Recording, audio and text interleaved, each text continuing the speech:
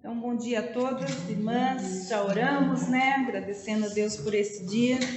E nós vamos, então, dar início ao nosso estudo de hoje com um novo tema, que são as parábolas e as ministrações de Jesus a respeito do reino de Deus, né? Lucas, ele fala a respeito as maiores ministrações, né? Os ensinos a respeito do reino de Deus veio de Lucas, né? Que era um gentio, porque Lucas não era judeu, né? Mas ele, na busca, né, dele de encontrar, então, um ministério chamado, todo o propósito da vinda, né? Do Filho de Deus, ele então traz essas preciosidades para nós. Então, o objetivo nosso dessa lição é a gente analisar a expressão reino de Deus, né? Primeiro, ter o entendimento a respeito do que significa o reino de Deus. Nós vamos também avaliar a visão do reino através do livro de Lucas, que ele traz uma visão bem completa, bem dinâmica. E nós vamos também estudar as características do reino. Já falei para a Sueli que acho que hoje a gente não termina, tá? Então a gente vai devagarinho, ok? Nosso texto de hoje é Lucas 17, de 20 a 37, ok? Lucas 17, de 20 a 37. Então, sejam todas bem-vindas. Como que é o seu nome, moça? Eu não vi você. Simone, seja bem-vinda. Seja bem-vinda, Simone. Gente, para depois dar um ok para Simone.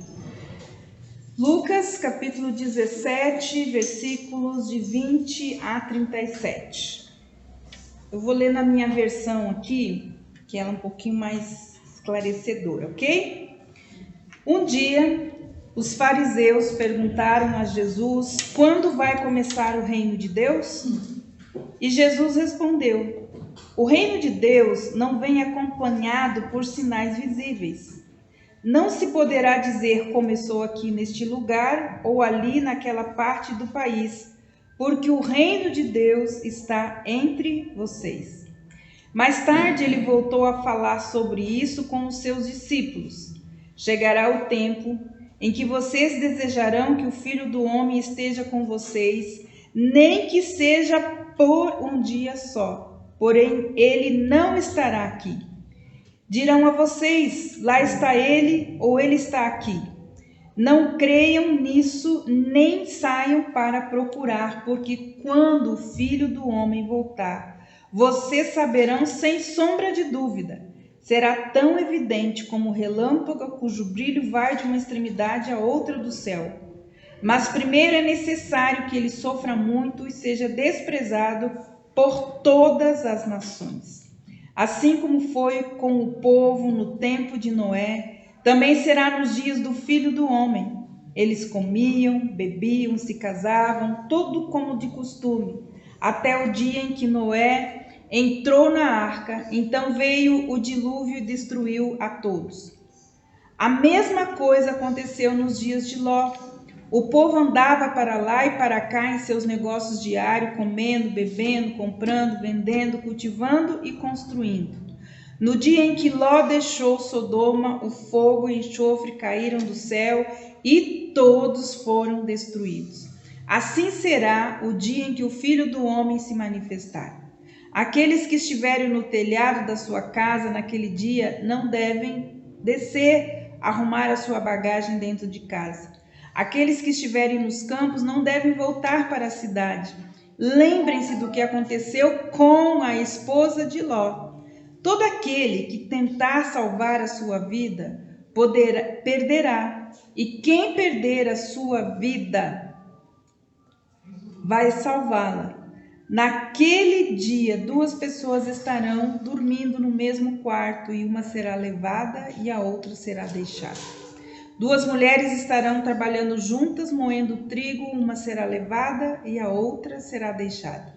Da mesma forma será com as pessoas que estiverem trabalhando lado a lado nos campos, uma será tirada e a outra será deixada. O Senhor, para onde serão levados? Perguntaram então os seus discípulos. Jesus respondeu: onde houver um cadáver, ali os abutres se ajuntarão.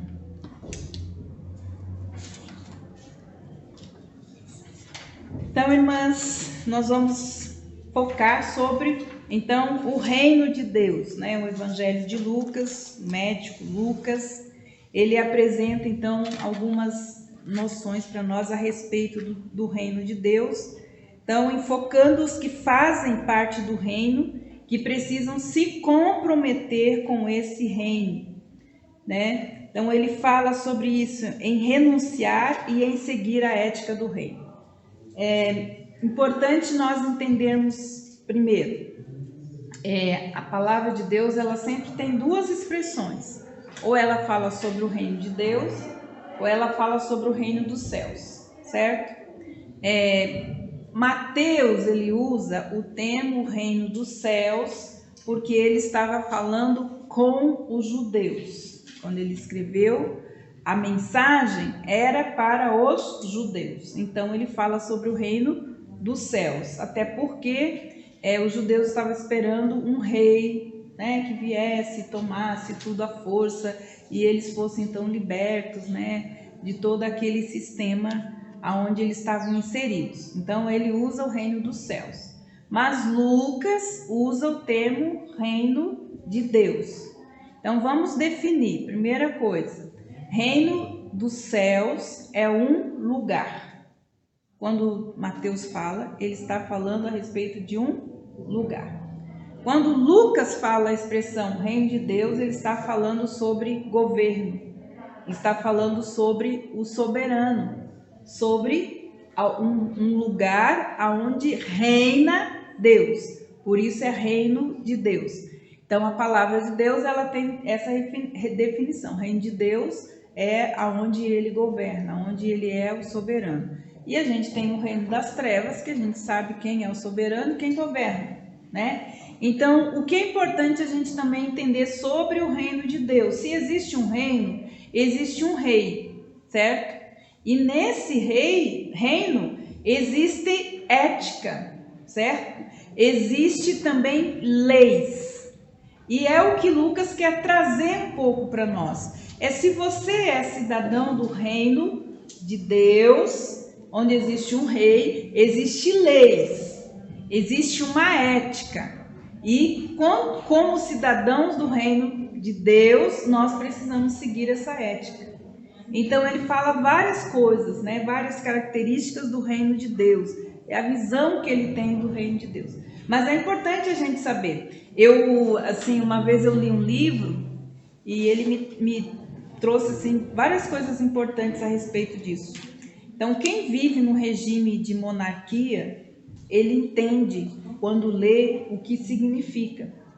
Como a gente tem uma mente democrática, então a gente não entende, porque a gente entende democraticamente, que é tudo livre, né? Então a gente não entende. Mas quem vive sobre um regime de reis e monarquias, eles entendem todo, então, as leis, as características do reino. Então é diferente a mentalidade, né, de quem vive num reinado.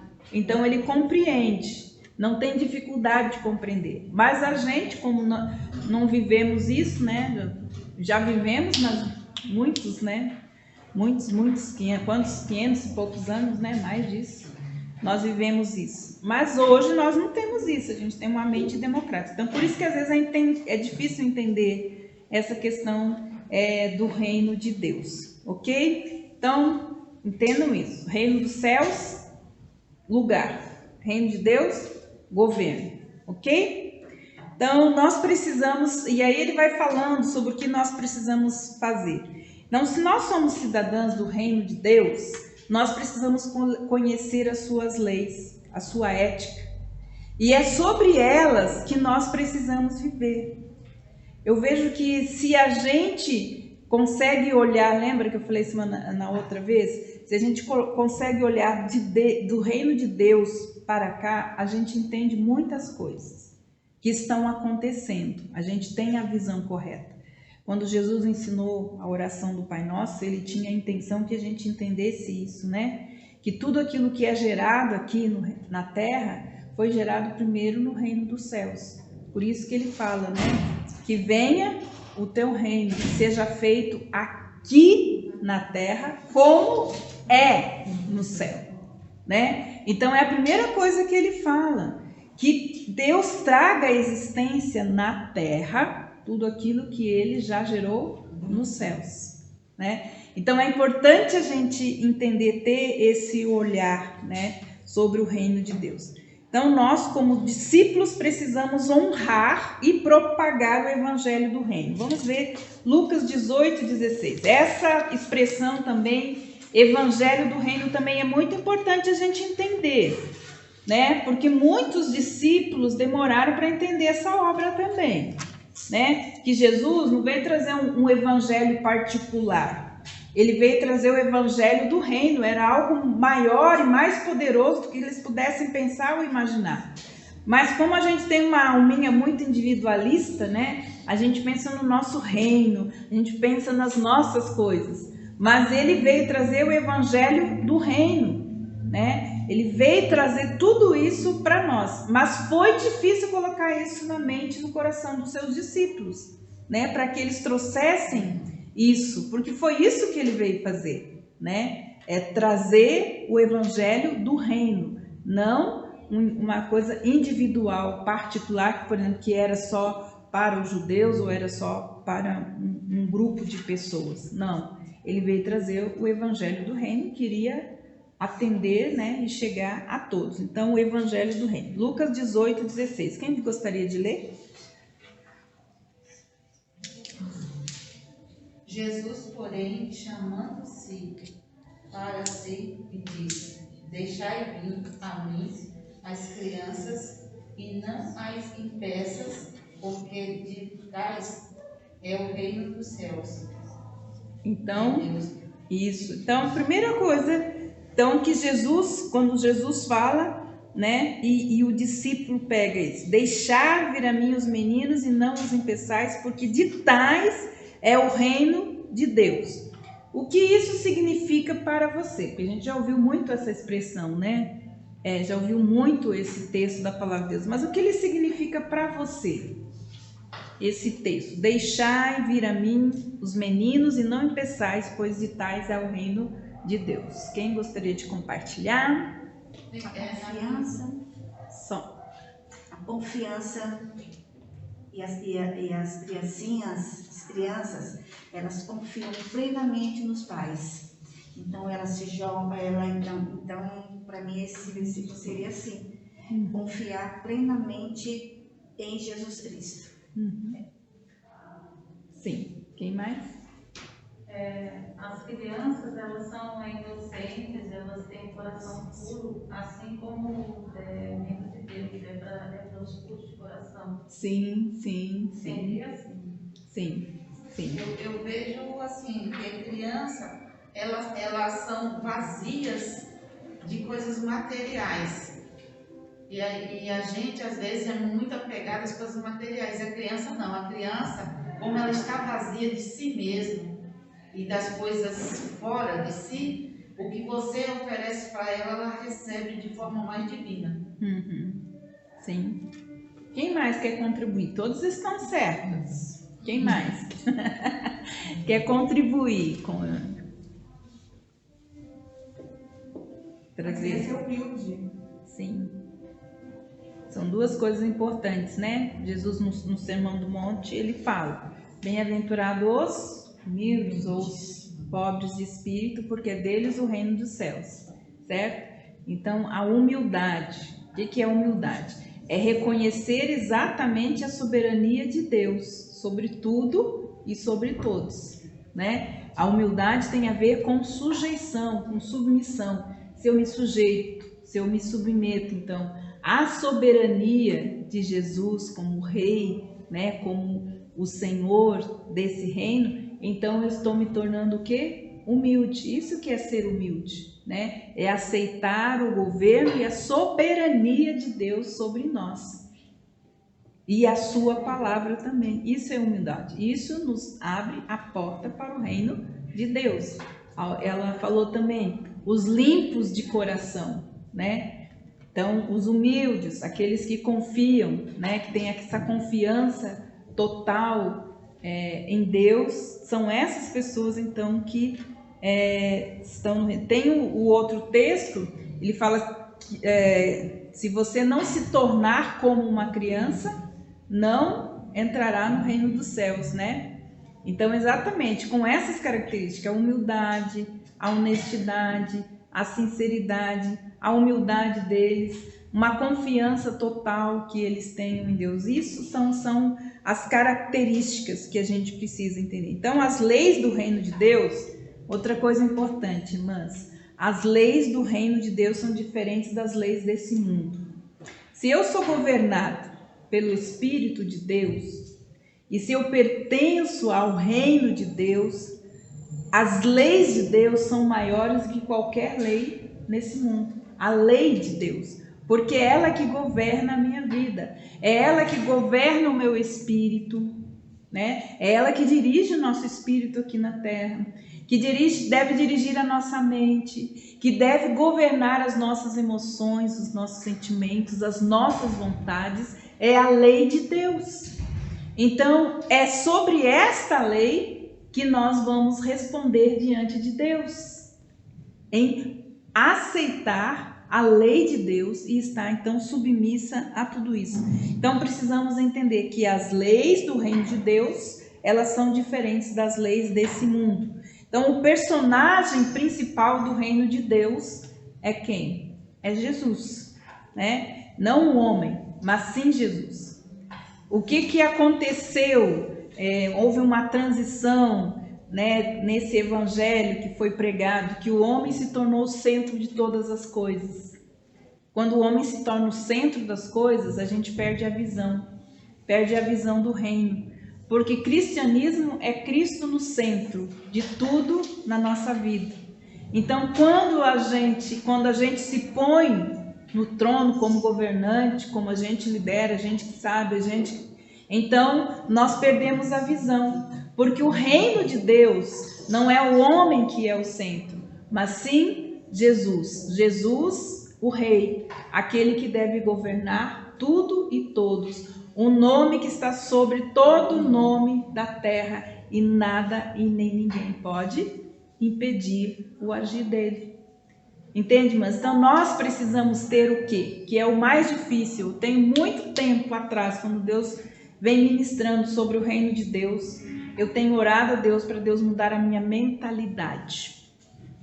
Nós precisamos ter a mentalidade do reino, se a gente quiser viver nessa terra e compreender todas as coisas que estão acontecendo.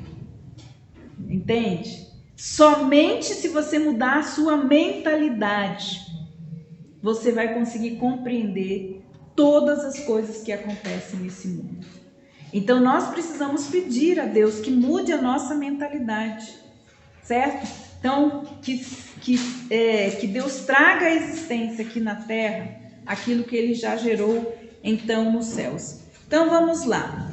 O que significa, então, o reino de Deus? Uma boa definição, então, para reino de Deus seria o governo que Deus tem como soberano nesse reino. Como falei já, a oração do Pai Nosso, ela é perceptível, essa necessidade da implantação do reino de Deus. Por isso que Jesus ensina os seus discípulos como orar. Então ele fala, Pai Nosso, primeiro que ele nos inclui na sua família, certo? Nós estamos separados, longe. Ele fala Pai Nosso, certo? Ele nos inclui na sua família. Então, Pai Nosso, o quê? Que estás nos céus. Que mais? Venha a nós o teu reino. Então, por que ele começa por isso? Porque é isso que deve governar a nossa vida. Depois as outras coisas. Certo? Então, ó, venha a nós o teu reino. Seja feita a tua vontade, aqui na terra como é no céu. Então Jesus veio pregar o evangelho do reino. Primeiro que ele fala assim: a minha vontade, a minha comida é fazer a vontade do meu Pai. Eu não faço nada daquilo que o meu Pai não faria. Como ter uma mentalidade do reino? Fazer como Jesus. Não faço nada sem a vontade de quem? Do nosso Pai. Que seja feita a vontade dele na minha vida, porque a vontade dele é soberana. E eu vejo, Senhor, nesse tempo, uma das coisas bem difíceis de nós entendermos é a soberania de Deus. A gente só entende a soberania de Deus na perda, quando a gente perde alguém. Então, só que é aí que você consegue entender a soberania de Deus. Deus dá a vida, Ele tira. Todos os nossos dias estão escritos no livro da vida, mas também precisam estar escritos no livro da vida do Cordeiro. Antes mesmo de cada uma de nós ter sido gerada no ventre das nossas mães, os nossos dias já estavam escritos no livro da vida. Então não depende de mim, nem de você, nem de nada. Depende de Deus, que nos criou na sua mente, antes mesmo da gente ser gerado. Então, não importa de que forma foi a perda, era aquele dia. Se foi de acidente, se foi de doença, não importa a forma que foi. Se Deus disse que os nossos dias estavam escritos, estava escrito até ali. Então não depende de você. Às vezes as pessoas se sentem culpadas. Às vezes eu atendo algumas pessoas que se sentem culpadas, né? Pela perda, atendi uma moça semana retrasada, que ela perdeu um filho e ela se sentia culpada por ter perdido o bebê. E você vê, aí você chega no Salmo 139, ele mostra realmente a soberania de Deus. Então Deus está te mostrando uma coisa: Deus é soberano, você não tem poder sobre isso, sobre a vida e sobre a morte. O único que tem poder é Deus, que é soberano, que criou a gente e que sabe todas essas coisas. Então é difícil a gente entender essa questão da soberania. A gente só entende isso quando a gente tem as nossas perdas, né? Que elas vão acontecer independente de nós ou não, né? Não são as nossas atitudes, nem nada disso. A gente não precisa se sentir culpado por causa disso. Então, na oração do Pai Nosso, nós vemos essa necessidade, né? Jesus ensinando o reino. Eu vim aqui para implantar o reino de Deus. E eu vim aqui para pregar o evangelho do reino. Não é do seu reininho, mas é do reino do nosso Pai.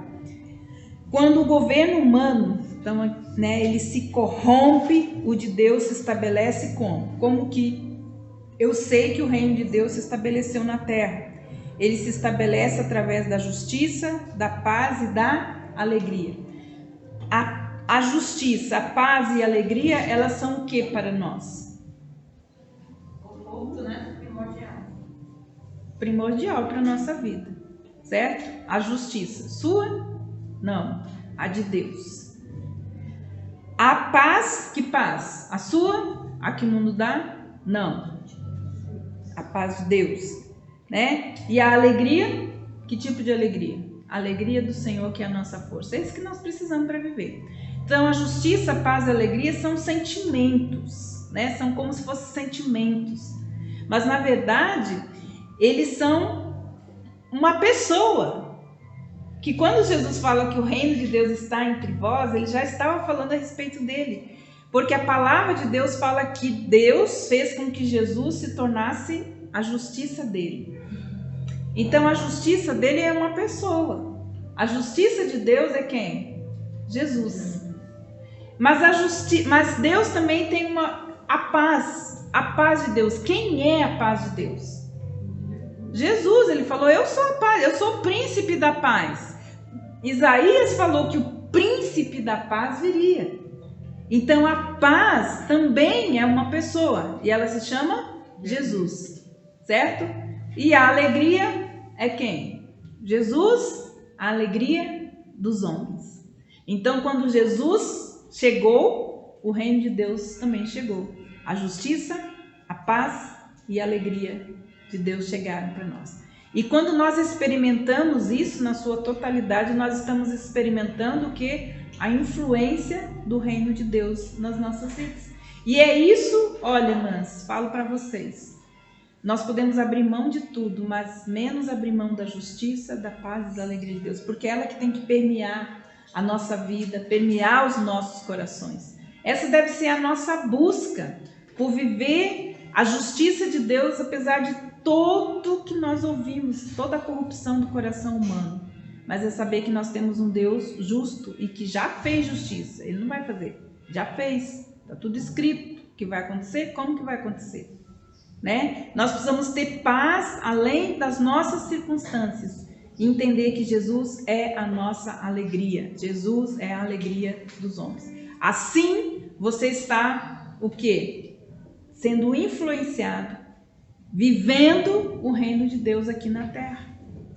Porque Deus veio, quando a gente ora, que seja gerado então essa mesma justiça, essa mesma paz, essa mesma alegria que está aí, que ela aconteça onde.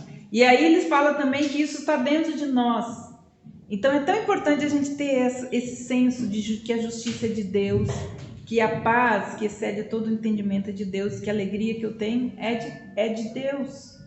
Porque eu sei que eu estou dentro do reino e o reino também está dentro de mim. Como que eu sei que o reino está dentro de mim? Se eu sinto isso, irmãs. Então é isso que nós precisamos buscar nessa terra turbulenta que nós estamos vivendo. Se nós tivermos essas três coisas dentro do nosso coração, então o reino de Deus está reinando em nossos corações. Mas ele também precisa acontecer fora de nós. O reino de Deus é aonde Deus exerce o seu governo. O céu, o reino dos céus, então é um lugar, como nós falamos. Lucas usa a expressão reino de Deus com mais veemência, que eu falei, né, do que o outro livro, pois seu objetivo era mostrar então a supremacia de Deus sobre os demais conceitos religiosos daquele tempo. Então, quando Mateus falava do reino dos céus, ele estava falando para os judeus, mas Lucas vem e ele abre então falando sobre o reino de Deus, pensando também nos gentios e todas as pessoas que se chegassem a Deus. Ok, mas até aqui compreendido? Alguém quer fazer alguma pergunta? Quero dar oportunidade. Se alguém quiser fazer uma pergunta. A minha pergunta é assim, ó, esse Lucas 17, 20 a 27, como se falou assim, quando nós estamos mais ligados às coisas espirituais, a gente consegue ter o que a visão material. Porque Lucas 17 aqui já está acontecendo. Uhum. E muita gente não entende, tem muita gente que não consegue entender que nós já estamos nisso aqui, que está acontecendo, não tem nada diferente mais. Acho que eu às vezes. É isso que eu falo. Jesus entre nós. A nossa letra da porta. Abrir e arrebatar a gente falta muito pouco. Então, entre nós, não deveria haver guerras, nem pelejas, nem discussões a respeito das coisas que estão acontecendo. Porque está escrito na Bíblia. Ninguém vai mudar. Não vai mudar, mas nós estamos indo para o fim. Certo? Então, tudo tem que bagunçar para que o anticristo entre e ofereça uma solução. Certo? E aí, Jesus vai voltar. Está escrito. Se a gente lê a Bíblia, gente, a gente não se perturba dentro. Né? Mas a gente tem paz. É isso que a gente precisa. Mas a gente tem que mudar isso aqui, né? Porque se a gente é governado pelas emoções, a gente não consegue entender e fica lutando, guerreando. Falei, gente, o povo fica guerreando, fica brigando, fica isso. Falei, gente, está escrito. Está escrito. Né? Então vamos lá. Segundo ponto é o reino na visão escatológica, que é o que a nossa irmã ali falou, né? Que é a questão da volta, né, do rei para governar soberanamente para sempre. Então essa visão escatológica, que é a visão do fim, certo? Embora o reino de Deus esteja entre os homens, sabemos que ele se consumará de fato quando Jesus vier estabelecer o seu reino milenar e posteriormente a implantação do novo céu e da nova terra. No Salmo 72 nós temos algo muito importante. Vamos lá? Assim, a nossa turma, acho que foi uns 2 anos, 1 ano atrás, a gente estudou essa visão escatológica, né, da vinda de Jesus aqui nessa classe. Foi muito legal. Vocês podem entrar. Ah, não pode entrar porque não tem. Agora que tá, né? Mas a gente estudou escatologia a respeito da volta de Jesus. Salmo 72.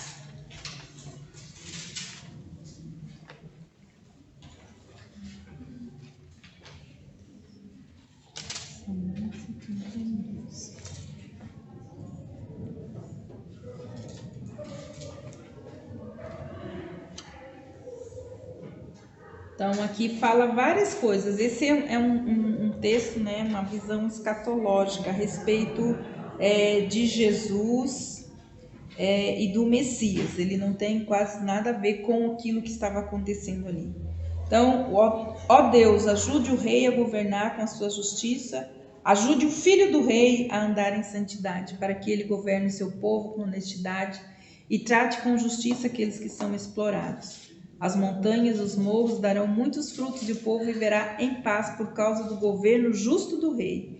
Ele defenderá os aflitos entre os povos, ajudará as famílias pobres, mas castigará o ladrão e o explorador dos fracos. Que o rei viva enquanto o sol durar a lua e existir por todas as gerações. Faça com que o reinado do meu filho seja tão bom para o povo como a chuva que cai sobre a lavoura ceifada, como os aguaceiros que regam a terra. Que durante seu reinado floresçam homens justos e de paz, enquanto a lua brilhar. Estenda o seu reino de um mar a outro mar, desde o rio Eufrates até os confins da terra. Então, esse aqui é um salmo messiânico, depois se as irmãs quiserem ler mais em casa. Então, aqui a gente consegue ver o domínio que há, né, do reino, que é de mar a mar. E o julgamento de Deus será sempre na base da justiça. Então, no Sermão do Monte, Jesus chegou a dizer que aqueles que têm fome e sede de justiça terão o quê? Serão saciados. Então, muita da indignação nossa, né, a respeito de todas as coisas que estão acontecendo, porque a gente deseja assim justiça, porque a gente tem um rei justo e a gente tem um Deus justo e a gente sim quer ver justiça, mas não é o nosso tipo de justiça. Não é a justiça que está no nosso coração, mas é a justiça que há em Deus. Ele é um Deus justo e existe as suas leis. Olha, a lei, o princípio assim que quando as pessoas falam coisa, eu só uso uma, que é o que está lá em Gálatas. Tudo aquilo que o homem plantar, ele vai colher. Ninguém pode impedir a colheita de ninguém. A única coisa que a gente pode é impedir de colher coisas que são fora daquilo que Deus estabeleceu para nós. Mas, não tem mas. Tudo aquilo que se planta, se colhe. Se o homem plantar corrupção, vai colher corrupção. Se o homem plantar adultério, traição, vai colher o quê? Adultério e traição. Se o homem roubar, ele vai ser roubado. Está escrito, não está escrito, mas justo. Então Deus já estabeleceu como é que as coisas vão ser. Eu não preciso ficar me indignando e linchando e xingando todo mundo. Está escrito, mas quando alguém fala, eu falo, gente, por que você está se oprimindo, se lastimando aí? Só a lei está escrita. Então a gente precisa ter essa mentalidade para a gente viver em paz, senão você não vive em paz não. Porque as pessoas estão em guerra e elas querem botar você nas guerras deles. E tem guerras que Deus não quer que você vá, né? Tem batalhas que não são suas, mas as pessoas vivem em guerra e elas querem colocar você lá. Não aceite, mano. Olha, gente, não adianta. Você não vai poder impedir a plantação. Você pode dizer para a pessoa, não plante, você vai colher. Mas você impedir que a pessoa... Não tem como, né? Então, a gente precisa olhar desse ponto de vista. Aqueles que desejam justiça e ver a implantação do reino precisam viver de acordo com os estatutos do reino de Deus, conforme os princípios do reino de Deus. O desenvolvimento do reino de Deus, como que acontece? Então, a visão de Lucas a respeito do crescimento do reino de Deus é demonstrada através de duas parábolas. Então, ele usa duas parábolas para dizer como é que o reino de Deus ia prosperar, como que ele ia se desenvolver na terra. Então, primeira coisa que a gente precisa entender é que o reino de Deus, tudo no reino de Deus prospera sobrenaturalmente. Certo? Tudo que é de Deus acontece sobrenaturalmente, inclusive na nossa vida. Então, como que eu sei que o reino de Deus ele está se movendo, se desenvolvendo, influenciando vidas? Toda vez que um pecador se arrepende, o reino de Deus está ali se manifestando. Toda vez que alguém é curado de alguma doença, ali está o reino de Deus se manifestando. Toda vez que alguém é liberto de opressão, de possessão, toda vez que alguém é liberto de várias coisas, o que está influenciando aquela libertação? O reino de Deus. Entende? Mas então o reino de Deus ele faz toda a transformação, toda a mudança, toda a renovação de força, tudo aquilo que acontece sobrenaturalmente na minha vida é o reino de Deus se manifestando. Então tudo no reino de Deus acontece sobrenaturalmente. Não tem a mão do homem. Certo? Então, primeira coisa, o reino de Deus, tudo que é sobrenatural, né? Ele vem do reino. João Batista era o precursor de Jesus e ele veio pregando e avisando que era chegado o reino dos céus. Jesus mostrou quando o grão de trigo morre, ele produz muitos frutos, né? E ele estava falando o quê? Quando o grão de trigo caindo na terra, se o grão de trigo não cair na terra e não morrer, não brota. Então o reino de Deus ele ia ser manifesto quando ele morresse. Ele precisava passar para a morte, por quê? Porque tinha que ter um selo legal para que o reino de Deus operasse na terra. E precisava ser pela sua morte e pela sua ressurreição. Certo? Porque a morte foi, vamos dizer assim, natural do nosso, né? Mas a ressurreição foi sobrenatural. Então, o reino de Deus ia se manifestar sobrenaturalmente na terra, ele já estava se manifestando. Jesus curou, Jesus libertou pessoas, né? Todos os milagres e as curas que ele realizou já eram a manifestação do reino de Deus. Mas quando ele ressuscitou, então ele trouxe todo esse poder e autoridade do reino de Deus para a terra. Então foi a morte e a ressurreição dele que tornou então possível todas as coisas que nós vemos. Então ele precisava o quê? Morrer para que o reino de Deus então fosse selado completo aqui nessa terra. Ok?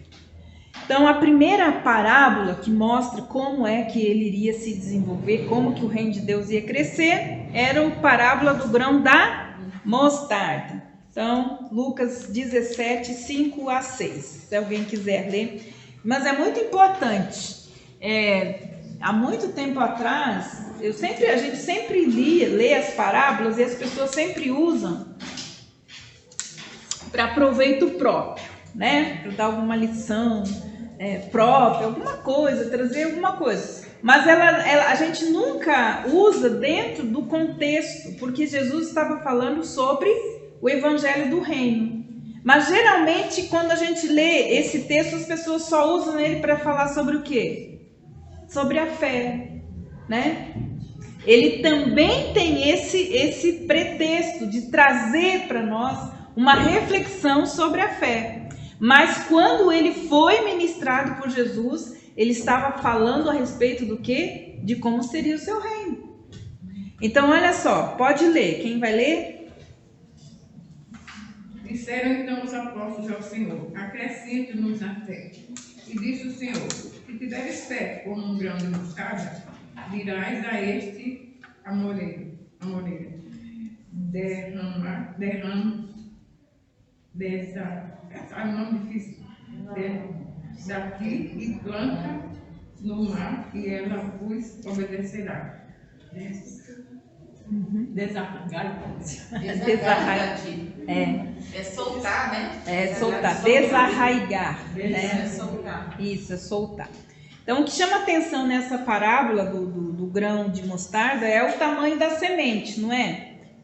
Então, o que Jesus quer dizer? Que no reino de Deus tudo começa pequeno. E ele vai crescendo, crescendo, crescendo, até se tornar algo que sempre vai, porque tudo no reino de Deus tem um objetivo, que é alcançar a vida das pessoas, é alcançar aqueles que estão longe, aqueles que estão fora. Tanto é que essa pequena semente se transformou numa árvore que abrigou o quê? A muitos. Então, a gente precisa ter a visão correta a respeito disso. Então, ele está falando que o reino de Deus é algo que começou pequeno, mas que ia ser tão grande, que todas as nações poderiam usufruir, né, da sua sombra. Então, ele está comparando, né, uma grandiosa árvore que cresceu, servindo de apoio para as aves do céu. Então, embora o reino de Deus tenha começado de forma pequena, sem chamar a atenção, ele alcançou um crescimento sobrenatural com o que, irmãs? Que eu já falei, através da morte e da ressurreição de Jesus, né? E logo depois disso, tudo a gente tem o comissionamento dos apóstolos. Quando Jesus manda, ide pregar o evangelho, eu lhes dou o poder, vocês vão fazer coisas maiores do que eu fiz. Só depois disso. Por quê? Porque a morte, né, a ressurreição dele que trouxe então sobre os seus discípulos esse poder então sobrenatural. Então, aquela semente que começou lá em Jerusalém, e aí a gente vê, essa semente ela começou lá em Jerusalém, se espalhou de maneira sobrenatural. Irmãos, hoje todos já ouviram falar de Deus, do seu rei e do seu reino. Quase todos já ouviram falar de Deus, do seu rei e do seu reino. Então, a semente do evangelho é a principal causa hoje do crescimento, pois a palavra de Deus fala lá em Romanos 1,16, que é o que nós vamos terminar hoje nessa parte, Romanos 1,16. Então, o que é o evangelho do reino? Romanos 1,16. O que faz o evangelho do reino em nossas vidas, ao nosso redor, dentro e fora de nós? Romanos 1,16.